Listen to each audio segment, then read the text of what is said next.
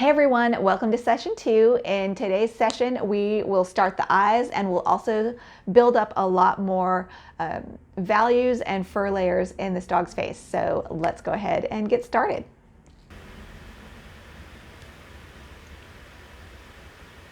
All right, I'm touching my paper, seeing how damp it is, and I realize it needs to be more wet.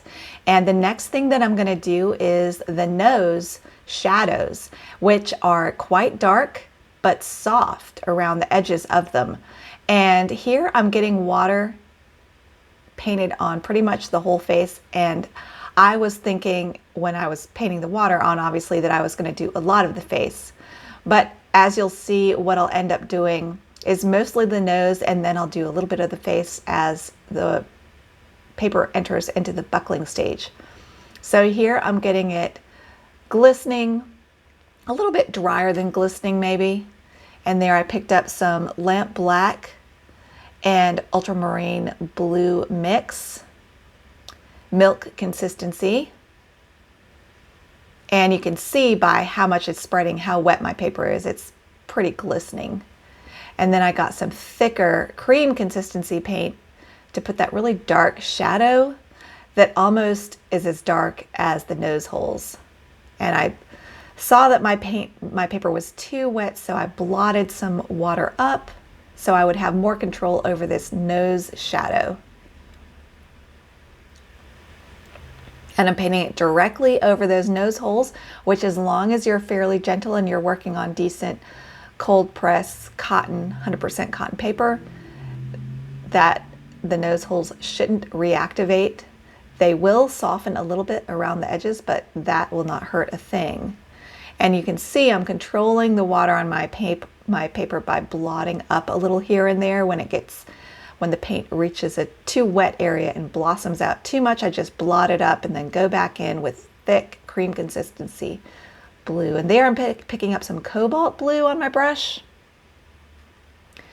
to then go ahead and put in a light blue paint over the top of the nose, because the top of the nose is a lot lighter, but it's still a pretty good dark. And as the painting progresses, you'll see that I do several glazes over a lot of these areas to get them darker and darker and darker until I finally get them all balanced out to the right amount of darkness that I want. So I'm just putting a very light tea consistency glaze of blue there. And now I'm going to do the darker edge of fur that goes along the top of the nose. And that does look pretty dark, but as we add darker and darker values to this dog, it will really look a lot lighter than right now. Right now it looks too dark, but it won't be at the end of the painting. And I've got a little bit of Winsor Violet in my mix there.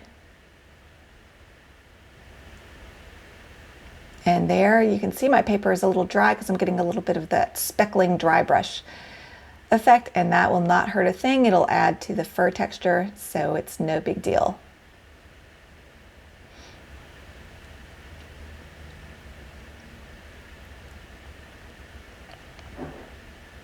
The name of the game is how much water you have in your brush and how much water in your paper, depending on what look you're going for. And I did a really great video that's public, my first series. I think it's the second video in my first series. If you haven't watched that, I show 6 different variations of paper wetness and paint thickness.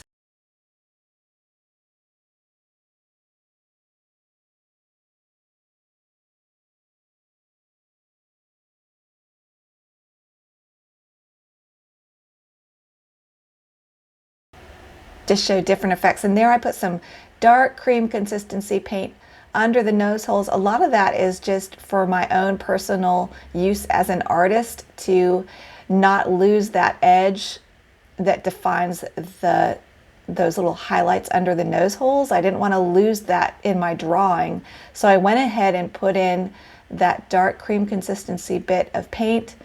I used my finger to draw down the paint, and then I went in with a brush with clean water, just a damp brush, to soften the edge And all of this will get lots of glazes later on in the painting over it.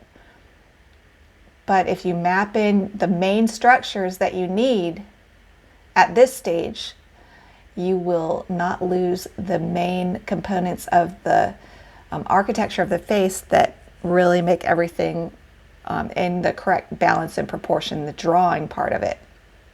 That's why I do a lot of this at the beginning of the painting, so I don't lose the most important road markers, if you will, of where everything goes. Using a little dry brush to create some texture down there on the fur underneath his nose with cream consistency paint.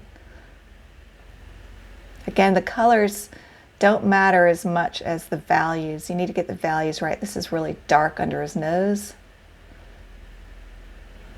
so that area will get a lot more layers of dark as the painting progresses.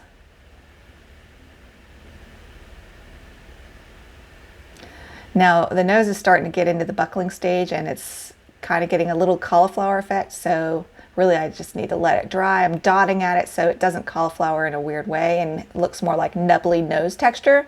So I could see that a cauliflower was starting to form, so I went in and just kind of dotted at it to give it a nubbly nose texture, to take back control from that paint that was saying, ooh, I'm gonna cauliflower. And I said, oh, no, you're not. I'm gonna dot at you and make nose texture, and then I'm gonna leave it alone because I don't want cauliflowers there. And the painting was starting to dry. All right, I've let everything dry. This is a new clip, a new session for me. In fact, this is a few days later where I'm starting here.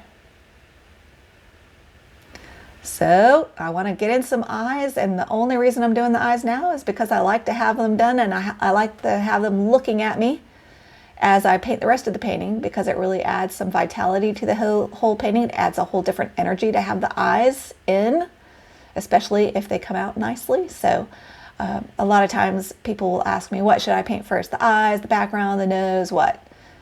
Whatever you want. It really doesn't matter. You just paint what suits you. And I just like to paint the eyes early in the painting a lot of times, so that the painting takes on a vitality and starts coming alive for me, which is exciting and keeps me energized through the painting.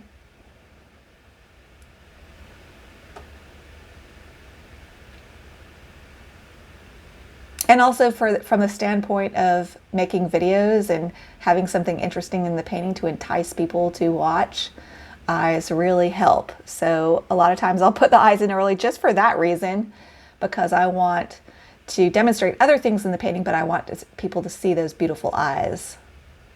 It just draws attention. Us humans are wired to like eyes. So I use some milk consistency cobalt blue in half the eye to create a look of reflection of the sky, and then you can see the other half I'm putting in milk consistency burnt sienna. Very much unlike the reference, but this is just the underpainting. And I'm establishing the brown color of the eye, which is the local color. Local color is the actual color of the thing you're painting. And it's those brown pupils. And I knew the top half of the eye would be dark, mostly black, with a little bit of blue highlight from the sky. And the bottom of the eye would be mostly the iris. So that's why I chose to paint it that way. Getting some more tea consistency blue now and painting on dry paper and just doing a simple underpainting of those ears to get the basic blue-black color of the lighter areas of the ear. And these ears will do them in several glazes. So this is the first stage, paying careful attention to get the little curves on the outside of the ear in instead of painting straight lines like our human brain wants us to do, but really paying attention to all those hills and valleys along the top and the edge of the ear. just following the drawing really. Okay, now I'm getting thicker paint. I'm getting some burnt sienna, some Winsor violet, some cobalt blue to put in some of the darker areas. While this is wet, I can put in some soft details. I'm looking at the shapes in the ear. There's an oblong triangle there that has this really long arm that goes up to the top of the ear. And see, I'm using my brush there to show you the triangles that I'm seeing in the ear and painting those shapes instead of thinking to myself as a lay person, I'm painting a dog's ear. I'm thinking like an artist is saying, I'm painting the triangles of values in this ear. There are clumps of value, and if you look at those clumps instead of thinking in terms of I'm painting an ear, you'll have a more successful value map in this ear. And see, there's a lot of dark in the bottom of the ear where the light isn't hitting it. And then I use my finger to soften that edge. There are a zillion different ways to create soft edges. I have a video on my YouTube channel about creating soft edges that I did about a year ago. If you search my YouTube channel for painting soft edges, you'll find it.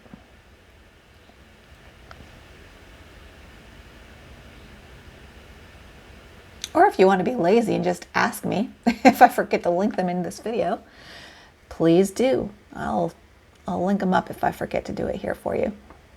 And then you see as this paper dries and goes into buckling stage, I work with it and work with cream consistency paint in the buckling paper. See, as this ear dries, it goes from glistening to buckling.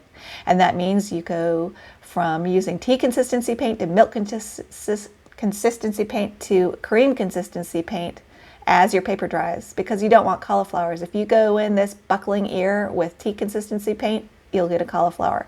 If you paint into that buckling wet damp paper with cream consistency, you'll get beautiful soft marks that hold the shape that you gave them, but they'll just soften out slightly and just be beautiful and look like natural fur. So take advantage of that buckling stage when your paper reaches that perfect level of buckling, semi-damp stage. Use your cream consistency paint to get in your darkest darks in an area. And there's not a lot of darks in that ear, so I didn't do a lot, but I did a little bit. All right, getting myself a nice mix of lamp black and French ultramarine, a little bit of burnt sienna for gray, blue, black, underpainting for this other ear. So now I'm just doing the same thing, but on this ear over here. And I like to do that to try to make the painting hang together by painting using the same technique that I used on one ear on the other ear. For the most part, same thing with the eyes, so that they do kind of match in style. And there is a little white highlight. It looks like I'm trying to paint around that if I can, to keep a little fresh white highlight there. But that's tea consistency underpainting there.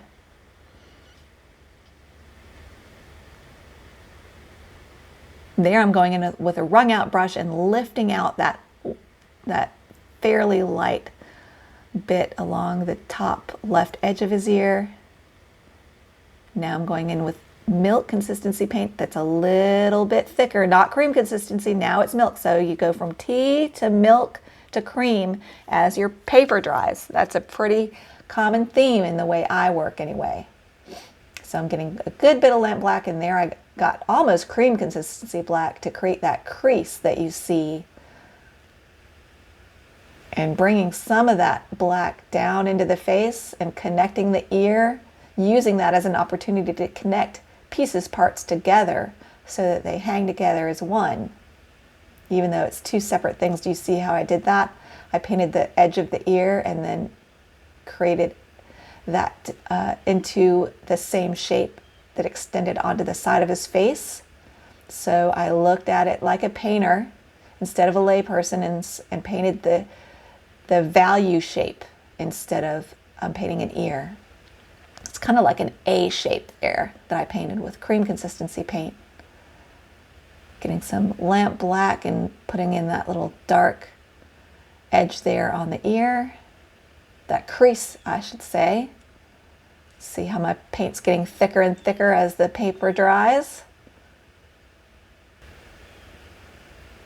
All right, now I don't want to get any buckling in that ear, so I'm going to work on this area of the forehead. I'm pointing out to you and kind of tracing my brush around the shapes that I see.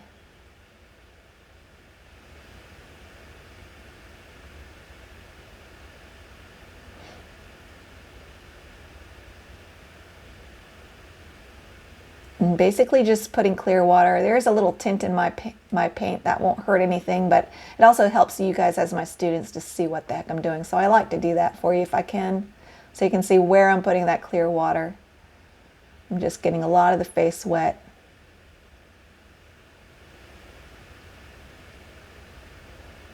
Again, I'm using that bamboo brush. And there's absolutely no reason why I don't use it more. It's a great brush. If you want a nice economy option for a nice brush to work with, these are really quite good.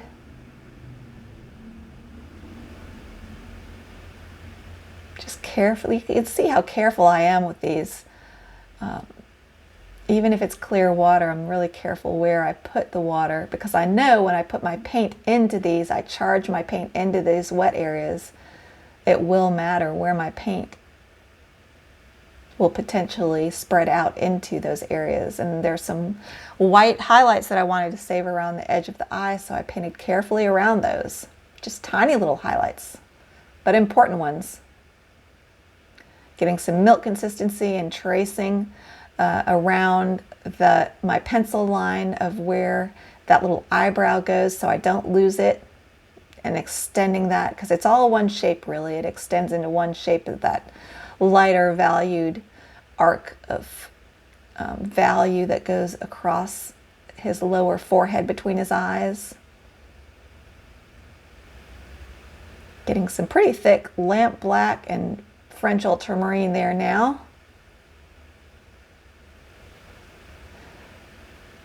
And I'm splaying my brush bristles to attempt to get some furry edges. I'm painting into the dry paper that abuts that wet area that I just painted to get a nice furry edge where you see it there on the bridge of his nose.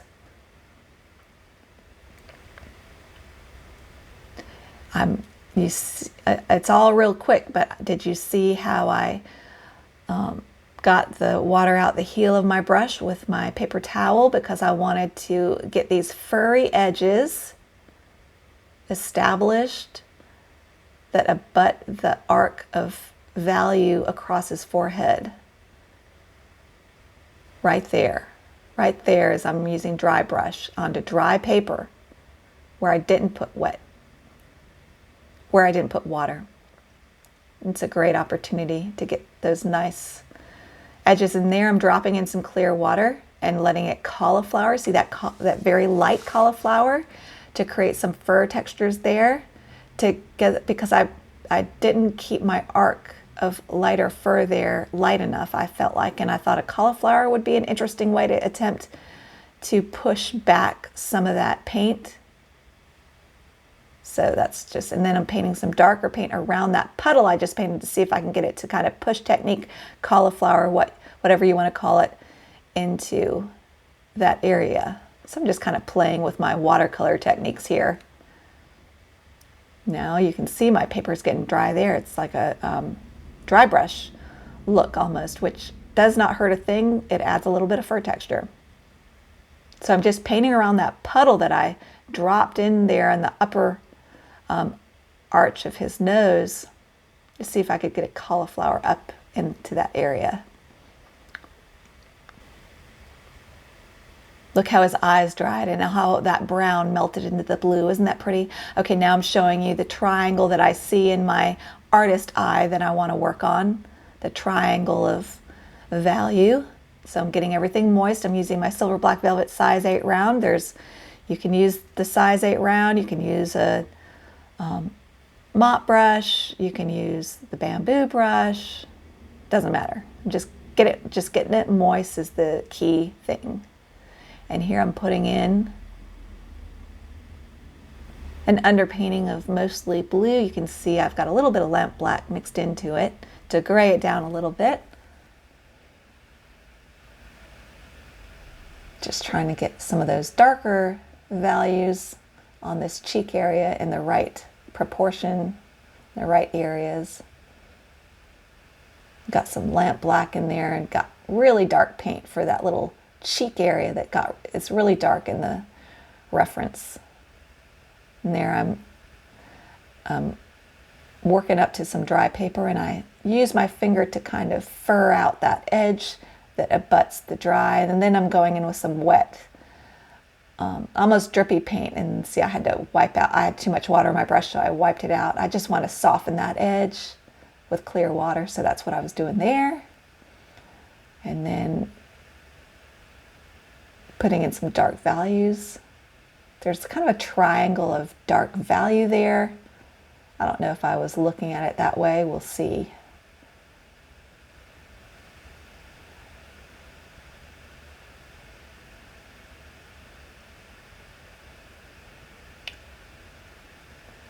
Looks like I wasn't thinking in that way.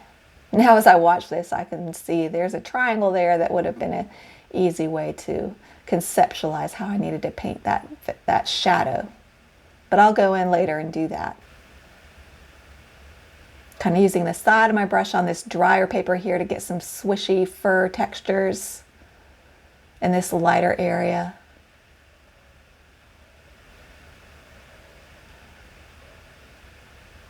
Working around that eyebrow, trying not to lose my drawing underneath, because the eyebrow shapes are important to add the personality of the dog.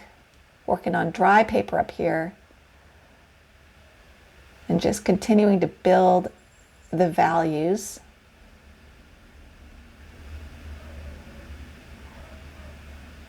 Look how that cauliflower on his upper, between his eyes came out. It's really subtle, but it looks good.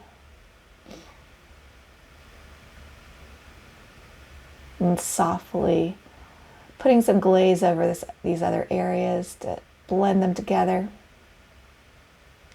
And the values of the dog's face are starting to emerge. And we'll let that dry and we'll let it think. And that's it for this session.